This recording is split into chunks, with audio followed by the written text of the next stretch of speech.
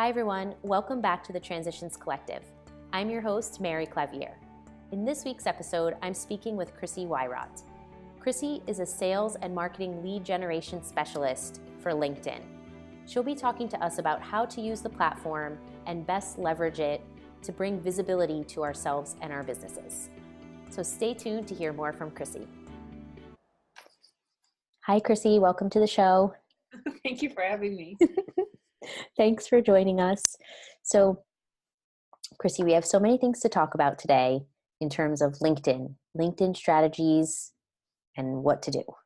Yes. So there's a lot to talk about. Yes, I have an endless amount of questions. So we're just jumping in. So first, can you tell everyone a little bit about what you do in your business? Sure. So I like to tell people that LinkedIn found me just because it is such an engagement first platform. So it's really just about networking and about meeting people. And that's what I love to do. And so that's what I based my business around, because my skill set was always ghostwriting and sales and marketing. And so people started coming to me and asking me to help rewrite their profiles. And I thought I could do that. That makes a lot of sense. And so I ended up building my business around it, which is I optimize people's profiles to help them be seen and to help them with their inbound marketing strategy once people do find their profile. And then also I help them with lead generation through a funnel system that I've developed, which is reaching out to relevant individuals. So it's like handpicking your network and then posting optimized content on the platform to help nurture people through and ultimately generate leads. Amazing. Okay. There's so many different pieces to that. So no, that's fantastic. We're going to talk about all those things. That's why I'm so excited. So, okay. So let's start first with the profile optimization, right? So I suppose as someone's going through their first phase, say for example, the audience here with the Transitions Collective, we're looking at women that are juggling between corporate and entrepreneurship and are building their business. So what are some tips that you have for optimizing a LinkedIn profile to reflect who you are and what your business does? So I know that sometimes we can be trapped by, the business that we're in, we're promoting that business. If we have a job with a corporation or a company. So one of the great ways to really showcase your personal skills is through the actual skills section in the profile. I don't know how many people have used LinkedIn Recruiter. If someone's in HR, maybe they could have used LinkedIn Recruiter. But one of the ways that people find individuals with certain skill sets, there's a field in Recruiter that you type in the actual skill. So like if I'm looking for someone with QuickBooks experience, I might type in QuickBooks, and then people who have that skill will pop up. So there's a keyword element to that skills section that can help you be seen for certain things that you want to be found for. Okay. Another thing is your headline, which is, I think, an underutilized aspect of LinkedIn profiles, because the first 75 characters of your headline are always visible. When you're commenting, when you post, people are going to see that first. And so if you're engaging with people on LinkedIn, those first 75 characters might draw someone in to want to learn more about you. So depending on what you put there, you might attract more attention as well. Okay. And would you say, would you put a title that's really like specific to your job or what you do, or it's more of, I see people try to do catchier type of thing. So it's not just like, I am senior manager of so-and-so, but they might put something that speaks more like, I don't know, in a more engaging way, right? So you're saying Yes. It's not just a title. One of the more fun, and this is my LinkedIn nerdiness, one of my more fun posts I ever had on LinkedIn, I actually talked about the headline specifically and how it can be wasted real estate. And I really enjoyed the comments that people brought, because it was a great example of how different industries and different roles handle this differently, because, there were people that were in a certain industry that would come in and say, I just type in I love people and it works for me. I'm like, well, that's fantastic. If it works for you, you go for it, right? But if somebody is the CEO of a corporation putting a cutesy title up there, probably isn't going to be the best image that they want to depict. So it really depends on your role and your industry. If it does benefit to put just the title, another thing that can be helpful is to add that up and down line and then add some keywords or phrases after. So it's very straightforward. So you might say, CEO of blah, blah, blah accounting firm. And then you might do little lines and say some of your services or some of your special offerings. So it helps with the search element of your profile for your business. But it isn't one of those run-on sentences about some service that you provide. Right. Okay. Yeah. Like divide it up Mm-hmm. and just put, okay, that's interesting. And how about for people that say they have a corporate job and they're building their own business, and maybe the people that they want to attract for their own business are also on LinkedIn. There's also the business pages. Do people usually have a business page plus a personal page, or how does that work? Yes. So the business pages, and they actually just rolled out a couple things with business pages to enhance them a little bit more. Mm-hmm. So now you can do video, post it natively on your business page. They did a thing where you can put a tagline up there. So they're trying to add some more features to the business pages because they've always been very limited in what you can do with them. Yeah. But one of the things that I think frustrates people is that you actually have to have a business page to pull in a logo onto your profile. So if you don't have a business page, it just is this ugly gray box, and my aesthetic self gets very frustrated with that.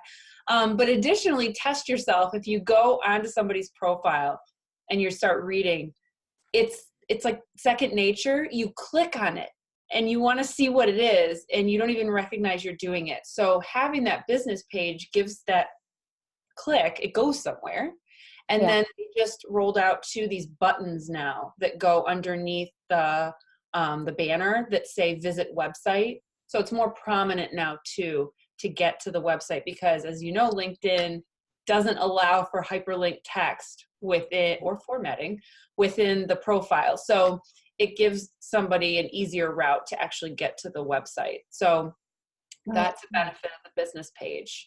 And so every time whenever you have a section within your profile, you can link to that page, and you can have multiple current experience sections. So obviously this will depend on your employer, whether or not it's considered okay to have another business. But if it is okay, you can put both on there as current experience. And what that current aspect does is it makes it more prominent in search. So it's heavier weighted.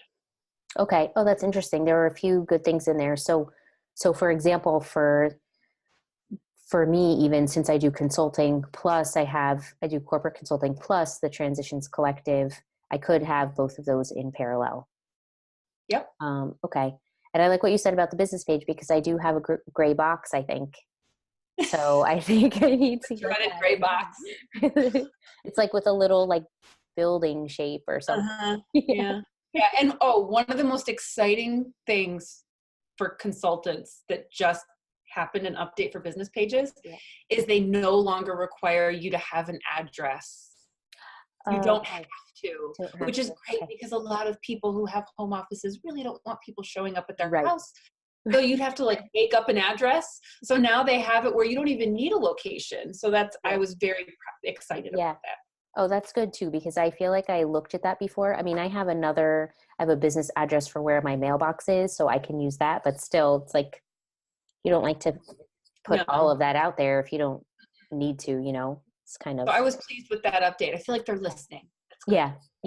Because I feel like, and this will be like a whole different like philosophical discussion, but I feel like for LinkedIn, like people have the expectations that it does similar things to what they're used to in terms of other social media.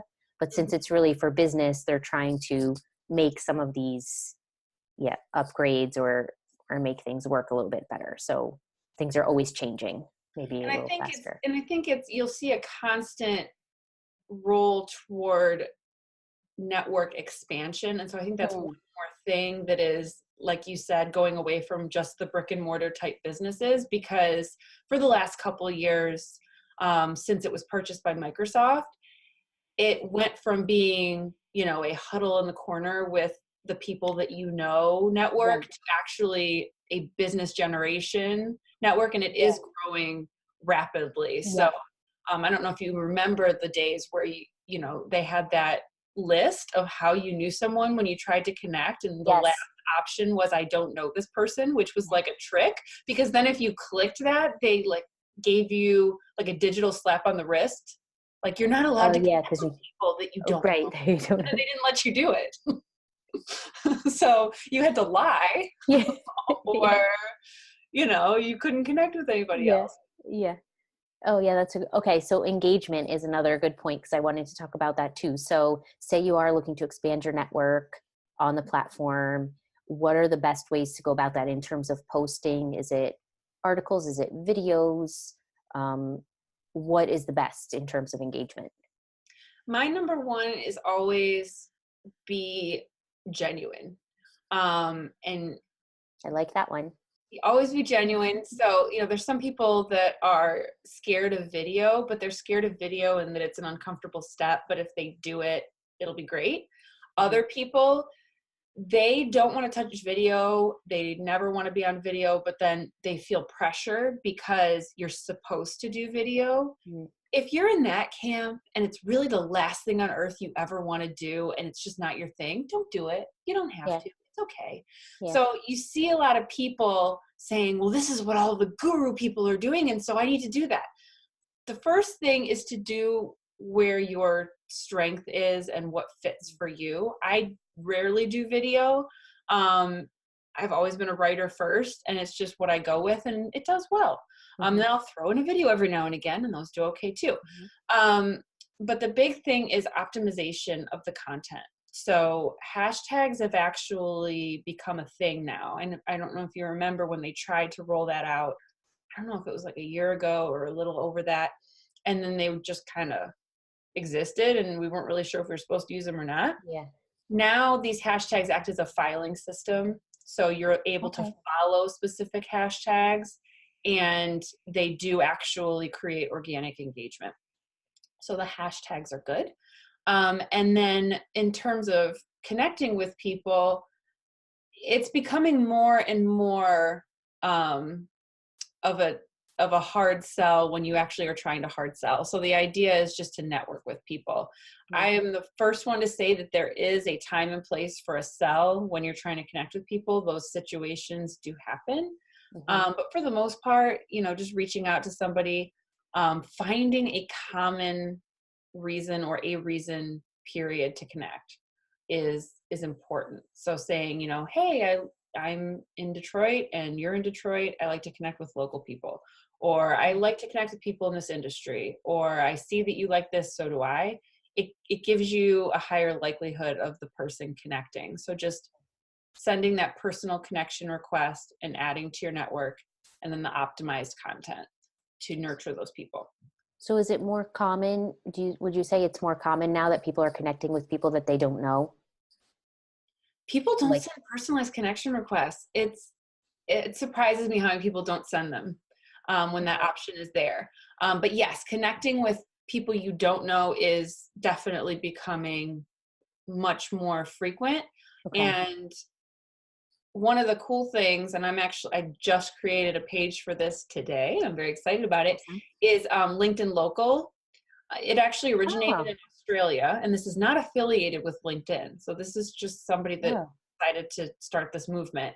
So it began in Australia, and people are taking relationships from LinkedIn and meeting up. hmm. I've gone to a handful in the Detroit area, and now I'm starting it in Ann Arbor, which is where I'm at, Hmm. which is great because I have to drive an hour to go to the Detroit area. But the point is, people are connecting on LinkedIn and then taking those relationships offline. So it's almost going in the opposite way now. Yeah. Oh, that's Meeting interesting. online and then coming together offline. So Yeah. it's definitely becoming more of a increase your digital network, and then Okay. sometimes taking that one step further and doing it in person. Okay. Yeah. So in terms of the personalized messages, it's because you don't want to send a request to someone like without any, you don't know them and you don't send a message, then what does the person do? Like, I feel like I get those sometimes. Hmm. I don't, a connection, or I want to say like friend request, friend request, I but know. like, A connection okay, request. I know. Okay. So I'll get like a connection request, but it's someone that I don't know who they are and they didn't send me a message. And I'm like, why do you want to connect? What if you're spam? What if you're, I don't know, a weirdo? Like, I don't know, The dreaded, they send you their sales page 5 minutes after you've connected person. yeah, or that too. Yeah. Right. Okay. So then in terms of the hashtags, because I always feel like I need help with hashtags, but how do you suggest people, like, how do you find the right hashtags to use?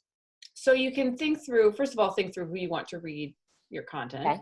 Hmm. and what those people might be following or what they're interested in. And you can actually go to the search bar in LinkedIn and type in the hashtag and the term, and it'll tell you how many followers there are of that particular term. So like branding is like in the tens of millions, business, marketing, so there's like the common ones.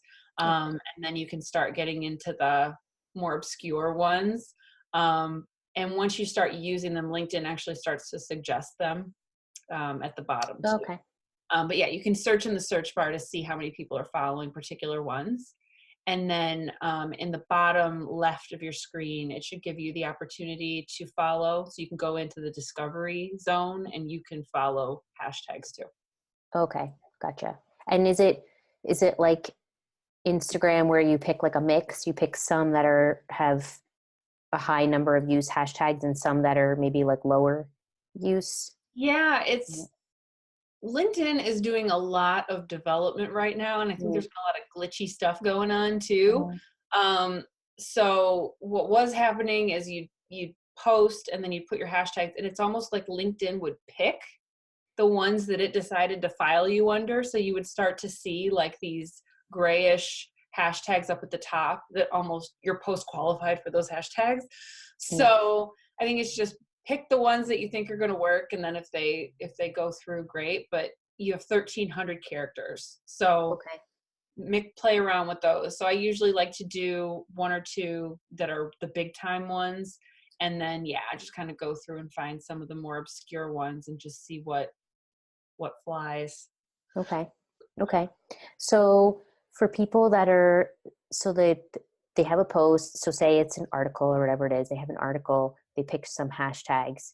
How about in terms of consistency? Because different platforms, I feel like say different things, although all of them, the consensus is usually the more consistent you are, the better. What does consistency look like on LinkedIn? Is that like every day, once a week? Like how does that work? So interestingly enough, through using the platform, what is actually more important is engaging with other people's content. So you'll start to Oh, find that if you engage with other people's content, your content magically becomes more visible, more people see it. So, oh, I've spoken with other people that are heavy users, and it feels like the algorithm actually rewards people who are talking to others, not just okay. posting your own stuff. Not just posting. Oh, okay. Oh, that's super interesting. Mhm. Okay. So going in and commenting on other people's Yeah. posts. So not just like, but also comment, like type Yes. and like say something on it. Hmm. Yes. And it's also beneficial, if you are looking to attract certain people, certain target or certain demographic or industry, going into that hashtag or finding posts of those people and commenting, you've got that headline too that's always going to show up when you comment. So you're also kind of promoting yourself every time you go over and make a comment on somebody else's stuff. Yeah. And it's the same phenomenon that used to happen with Facebook. And I have actually started seeing organic business page posts on Facebook. So Oh, I don't know what they're doing.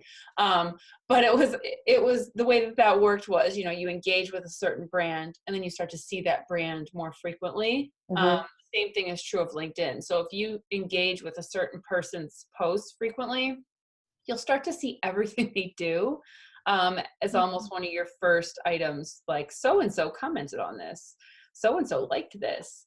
So I noticed that a lot of the same groups of people, it's like they follow me everywhere because my stuff shows up first every time they log into LinkedIn. So Oh, I'll that's comment funny. on That's somebody's cool. post and then the same 5 people like my comment on somebody else's post because LinkedIn is showing that to them. Showing them. Oh, okay.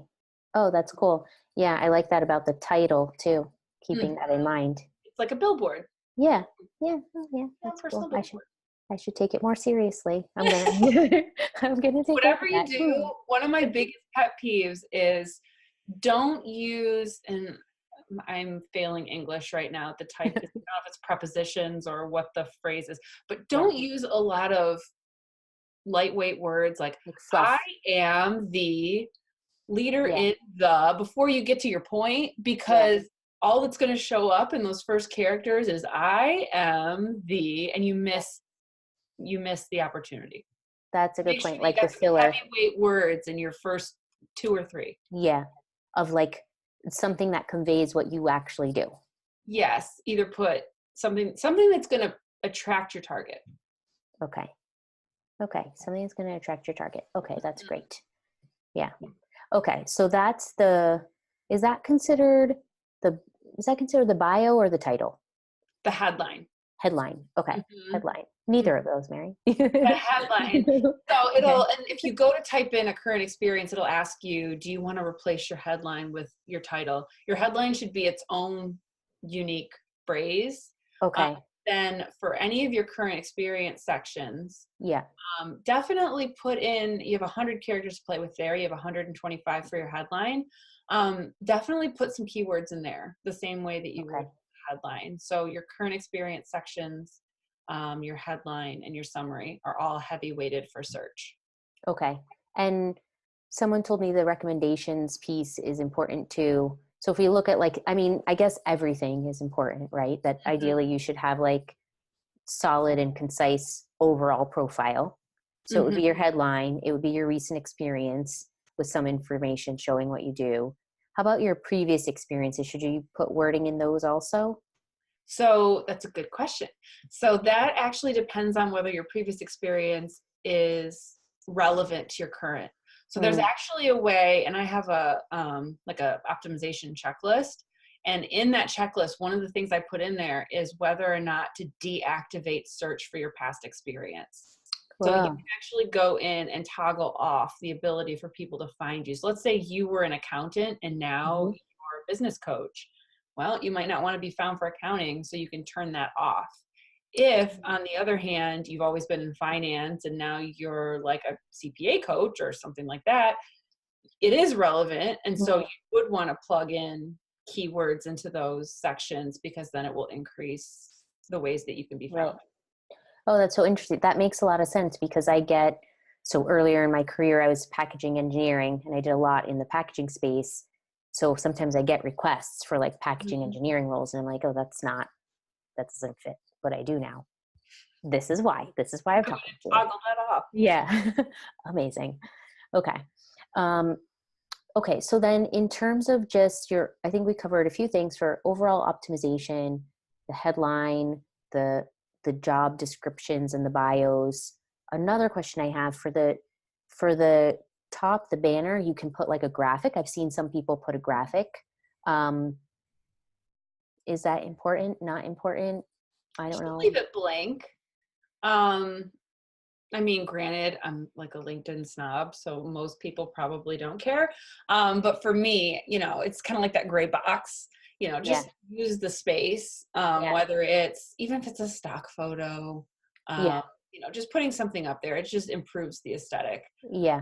And I have this whole list that I got recently of stats from LinkedIn. I wanted to know how many searches were conducted on LinkedIn, but I could not get that. Oh, yeah. Okay. That's a cool one. But I mean, it occurred to me that people pay monthly fees to search on LinkedIn. So I think it's pretty much, it can be assumed that there's a lot. But having a profile picture, for example, increases the likelihood of getting connection requests accepted by, I think it's like 10 times or something. So there's, having all of these components increases that much more how you're going to get the connection requests and all of that. And it's interesting because as you start using it, just kind of, like I said, you just automatically click on that business link, whether you realize it or not. Yeah. I've noticed that when I'm seeing somebody on LinkedIn and it's a logo instead of a face, it kind of, I kind of start to wonder, I'm like, I don't know if I should trust this person. Yeah. And it just becomes this natural response to, I can't see this person's face. Right. So, who is it? Right. Who is it? Is it a real person? I'm not sure. Why are they hiding? Doesn't right. So, those little things might seem little, but yeah, it can make a difference. Okay. Yeah, it all makes a difference either in the actual behind the scenes searching or in how someone is, what their first impression is, if you're looking to find them that way or they're finding you that way or things like that. Yes. Okay. Oh, wow. That's great. So just a couple other questions before we close out.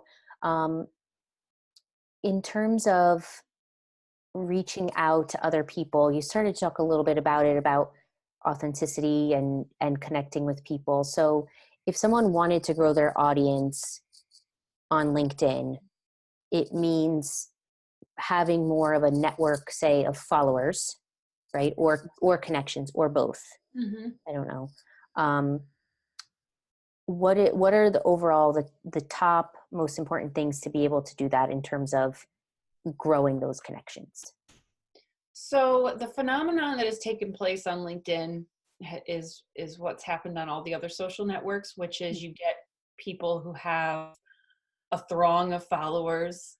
And what works is having a genuine personality, or any person. And I mean, this is again where it's, don't try to copy somebody else. Just do you. I mean, if you've got a dry personality, or you're not really somebody that likes to be out there a lot, you don't have to be. But it's just not just posting articles with one sentence, but actually standing for something, or just talking about something that interests you. I don't know if your audience is familiar with lifestyle marketing, but the whole what's happened with a lot of the MLMs, which is, if you're on Facebook and you sell something, which this I'm sure is a very sensitive subject for many people because it can get very frustrating. Yeah. But that's what people are told to do, which is just show how incredible your life is, and then people will want to buy from you. Yeah. And what I have found is, because LinkedIn is a professional only platform, that's basically what's happened. So like when I do marketing strategies for people, I will come up with 3 to 5 categories of posts that will help them to become known, trusted, and seen for their expertise. So, for example, for me, I'll post about LinkedIn nuances, how to use LinkedIn, how you should market yourself. So things that are specific to the work that I do. But then I'll also post, my husband works in sports and I'm around professional athletes, so I'll post that I'm with somebody. Or I once posted a headstand on LinkedIn. But every time I do it, I relate it back to business in some way. Okay. So, like, for example, I did a headstand on LinkedIn, which was an incredibly popular post, by the way. How does that relate to business? It related to business because I talked about, first of all, how long it took me to make that happen. Okay. I talked about how it took input from multiple teachers to make that happen. So it wasn't just one teacher that told me how to do it. I did it. I had to have probably between 3 to 5 teachers give me little advice, and it was a step-by-step process. So I would get one thing down, and then they would say, oh, and now you have to refine this. And so it took a long period of time. And then finally, the big crescendo, I talked about how I didn't show all the failure parts. I didn't post a video of me falling. Right. I posted the video of me sticking it. So the whole way of putting it so that it related to business, but it was something that would make people stop and pay attention. So Yeah. Oh, that's incredible. yeah, that's how I like to do my marketing, put my marketing strategies out there for clients too. So it's what's going to Yeah. make somebody stop and pay attention, but you Right. relate to your overall goal. Right. Fun Oh, game. that's super creative. I'm gonna look that one up. I'm excited to see it. It's good. I'm gonna go like lurking on your profile because like you can see when someone Yeah. sees your profile. It's okay. You'll know. You'll know. Yeah. Okay, one other question. So there's LinkedIn Premium Yes. where people can pay monthly. Okay, so to be premium or not be premium, like, is it worth it to do that? Did you see my most recent post? No, did you Oh just my post gosh, about that's this? so funny. I posted an article yesterday called Why LinkedIn Sales Navigator is Totally Worth It. Okay, because I saw the charge on my card the other day and I was like, do I use this? I don't know. I'm gonna ask Chrissy. Well, are you at the top? Are you at Sales Navigator, or are you at like a mid-level? It just says LinkedIn Premium. It's like Okay. So Sales $29.99. Navigator is $80 a Oh no, month. I don't pay that. Okay. So it all depends. Always. Okay, so your post is saying that that's worth it. Okay, Sales Navigator, yeah. but my initial part of the post is actually qualifying you whether or not Okay. it should be. So you have to be selling something. This is why we're talking. Yes. So you need to be selling something on LinkedIn. So whether it's a Okay. product or service, you need to be Okay. able to pinpoint your audience through professional attributes. So you need to be able to find them Okay. through LinkedIn. So basically I'm targeting to women who work in finance. I can find them through LinkedIn, so that would be relevant. And then the final one, which is kind of a trick question, is you have to know that it's an active audience. And you really can't know there's an active audience unless you have Sales Navigator. But that is one of the the biggest advantages to Navigator, because, and I show an example on there, you can conduct a search. And let's say I'm looking for, and I keep going to accounting, but it's easy. Let's say I go accounting in Detroit, accountants in Detroit, and I look up accountants in Detroit and I come up with 4,000 people. Navigator will tell you that, for example, 200 posted in the last 30 days.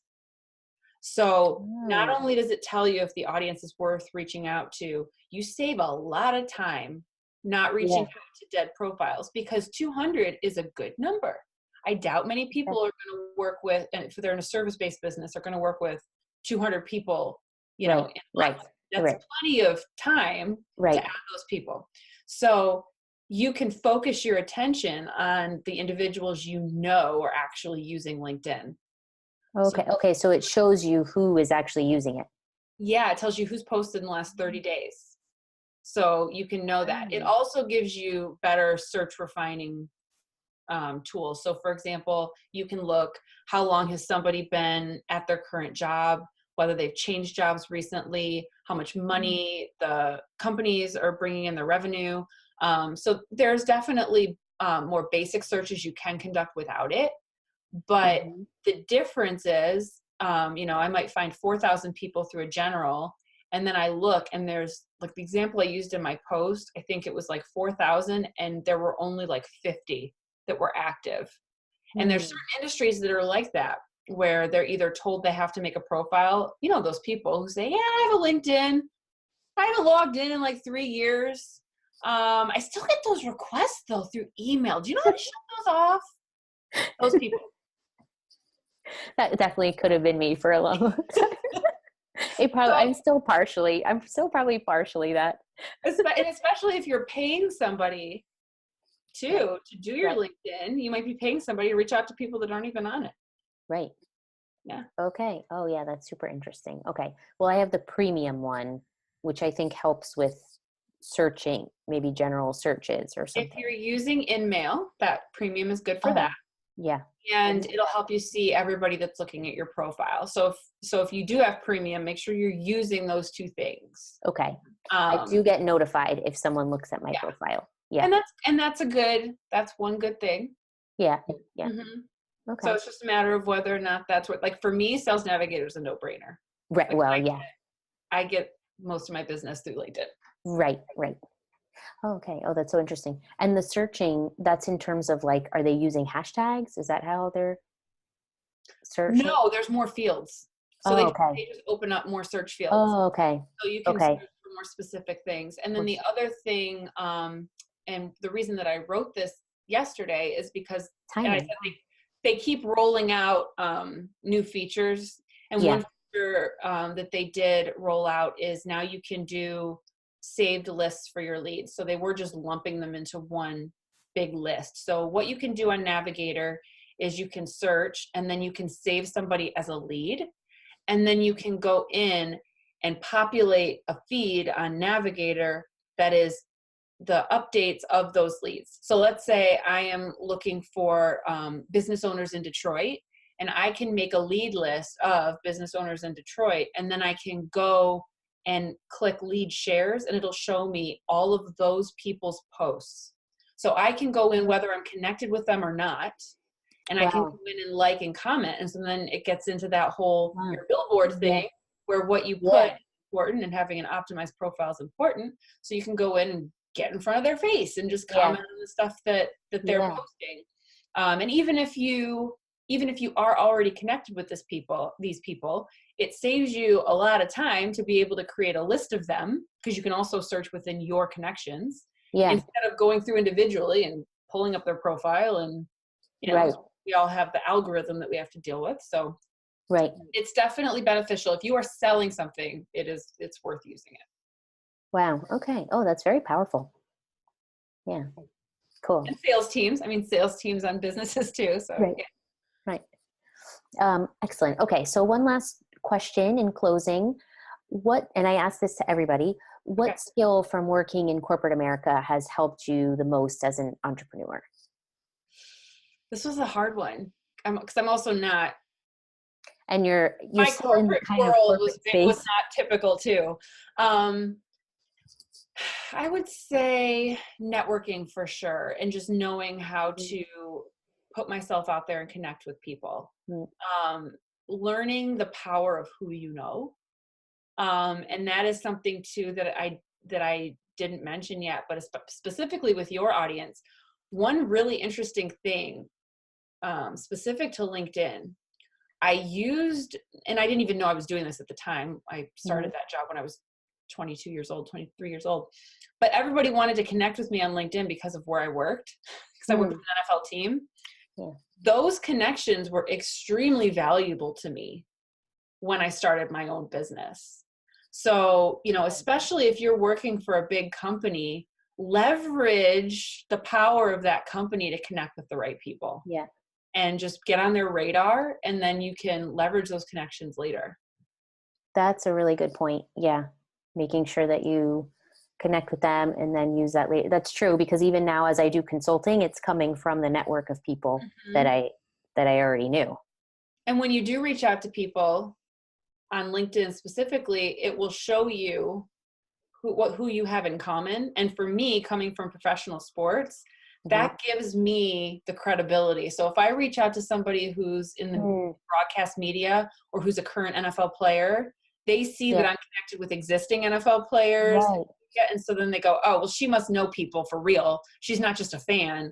And then they connect with me. So if you connect with high-powered people from your business, it will then show as you connect with new people that you have that common connection. And that might give you that credibility. That's really cool. Oh, the power of online networking, online professional networking. Yeah. Awesome. Okay. Your own room, your own house. That's amazing. Okay. So can you please tell us where we can find you? You can find me at my website, which is chrissiewywrot.com. Do not forget the second W in my last name. My husband warned me of this when we got married. So it's CHRISSIEWYWROT.com. And then LinkedIn. Everybody connects me on LinkedIn. Everybody. So it's linkedin.com/IN/Chrissie Wywrot. Okay. Okay, great. And I'll put all that in the show notes too. Okay, good. So then they won't forget the second W. Right. They won't forget the second W. Yeah, I'll put it in there. Amazing. Thank you so much, Chrissie. I really appreciate your time today. These were amazing tips for LinkedIn. Thank you for having me. Thanks. Bye. Bye. Hi, everyone. I hope you enjoyed that interview with Chrissie. She had so many great tips about how to optimize your bio and your profile and what really matters when you're using LinkedIn. I thought it was especially interesting that it doesn't matter how much you post as much as it matters how much you engage on other people's posts. That's a big difference from some of the other platforms like Facebook and Instagram. If you'd like to hear more about Chrissie, please visit her website, chrissiewywrot.com. If you have any questions for me, as always, please feel free to reach out, mary@thetransitionscollective.com. And we're getting ready to launch our membership community in March 2019. So if you'd like to hear more, please sign up by visiting thetransitionscollective.com/community. Thanks, and I hope to hear from you soon. Bye.